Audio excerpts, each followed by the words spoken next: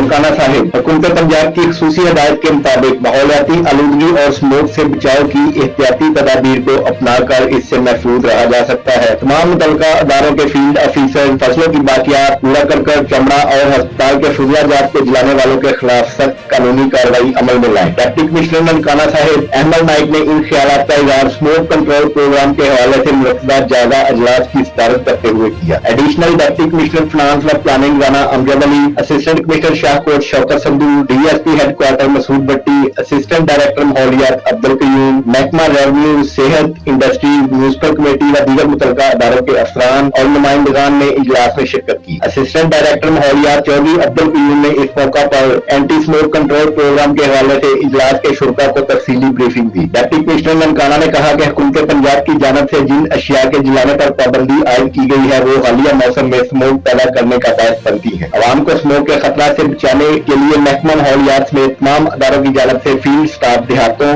कस्बों और शहरों में अपनी ड्यूटी को 100% यकीनी बनाए और फसलों की बाकियात पूरा कर रबड़ की मसनूआत जलाने वालों पर खसूसी नजर रखें। खिलाफवर्जी करने वालों के खिलाफ सख्त कानूनी कार्रवाई करते हुए उनके खिलाफ मुकदमा दर्ज करवाएं और कम अज कम 50,000 रुपए का जुर्माना आयद करें। उन्होंने कहा कि माहौलियाती आलूदगी और स्मोक के खात्मे के लिए हर मुमकिन कोशिश की जाए ताकि जिला भर की आवाम को बेहतर और साफ सुथरा माहौल मुहैया किया जा सके।